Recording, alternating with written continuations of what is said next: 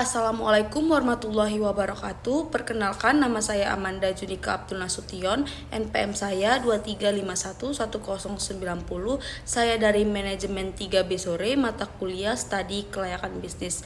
Baik, di bab 6 ini saya akan membahas tentang aspek lingkungan industri dalam studi kelayakan bisnis.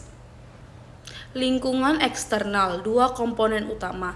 Definisi lingkungan eksternal. Lingkungan eksternal adalah faktor-faktor luar yang dapat mempengaruhi pilihan, arah, dan tindakan suatu perusahaan serta menjadi sumber peluang dan ancaman. Faktor-faktor kunci atau pestel, politik, ekonomi, sosial, teknologi, lingkungan, dan hukum. Lingkungan umum, faktor makro.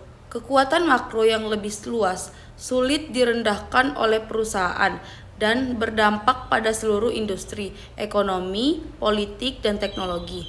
Lingkungan industri, kondisi persaingan, tingkatan lingkungan eksternal yang lebih dekat dan memiliki dampak langsung terhadap persaingan dalam suatu sektor. Faktor-faktor lingkungan umum yang mempengaruhi bisnis. Faktor ekonomi. Pertumbuhan ekonomi diukur melalui peningkatan produksi barang dan jasa serta daya beli masyarakat, mencakup PDB dan akumulasi modal. Faktor sosial dan budaya. Gabungan sosial dan budaya meliputi adab istiadat, mempengaruhi adaptasi masyarakat terhadap kebutuhan sosial, perilaku, dan cara berpikir. Faktor politik dan hukum, menciptakan kerangka kerja bagi bisnis termasuk regulasi, kebijakan pemerintah, stabilitas politik, dan hukum perdagangan yang berdampak pada operasional.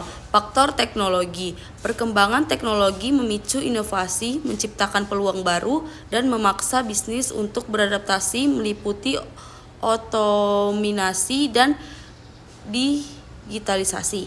Faktor demografi, struktur populasi seperti usia, jenis kelamin, tingkat pendapatan, pendidikan, dan kepribadian penduduk mempengaruhi pasar dan tenaga kerja.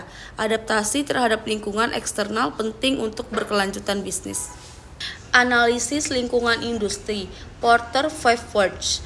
Porter 5 Words adalah kerangka kerja untuk memahami kekuatan kompetitif dalam suatu industri yang dicetuskan oleh Michael Porter pada tahun 1979.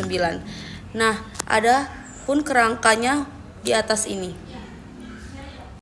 Hambatan masuk industri atau entry barrier. Skala ekonomi. Perusahaan mapan mencapai skala ekonomi yang signifikan, mengurangi biaya per unit, dan menyulitkan pendatang baru bersaing. Biaya peralihan masuk. Pelanggan mungkin menghadapi biaya waktu atau uang untuk beralih dari pemasok lama ke baru, mengunci mereka pada yang sudah ada. Diferensi produk, brand kuat, dan loyalitas pelanggan yang tinggi butuh investasi besar dan pendatang baru untuk meyakinkan konsumen beralih. Akses distribusi, saluran distribusi yang terbatas atau sudah dikuasai pemain lama bisa jadi tantangan pasar bagi pendatang baru menjangkau pasar. Kebutuhan modal pasar.